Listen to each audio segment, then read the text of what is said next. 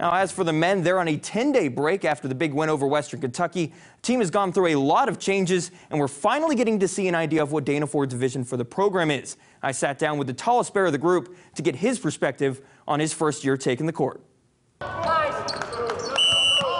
This season marks a big transition year for Bears basketball. When you talk about only having 3 returning lettermen, and then on top of that, when you talk about everybody dealing with me for the first time,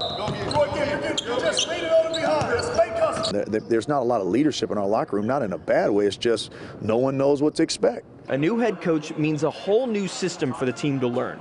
And for freshman center Darian Scott, that presents an added challenge to his first year on the court.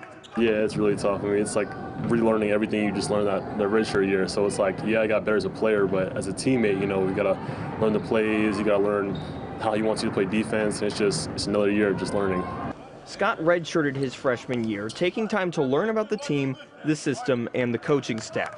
But when it came time to finally put what he learned into action, he was surrounded by new team members, a new system, and most of all, a new head coach. I'm still trying to earn Ford's trust, but I'll get there eventually.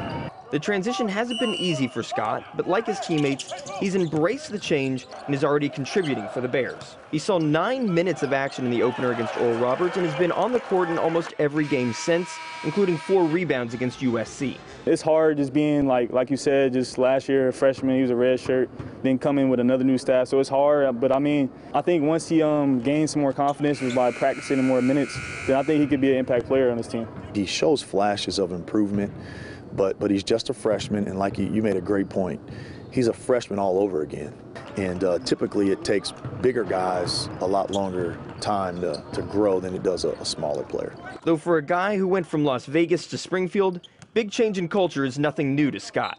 It was crazy at first. I mean, I was used to being able to go to restaurants anytime I wanted, but now everything closes at like 10 here, so it's probably the hardest thing for me. But he brought a little Las Vegas with him to Missouri State. Scott plans to major in entertainment management, which would set him up perfectly for a return to the Vegas scene.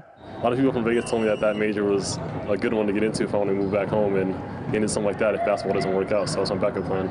Until then, though, he'll keep focusing on helping entertain the crowds in JQH instead.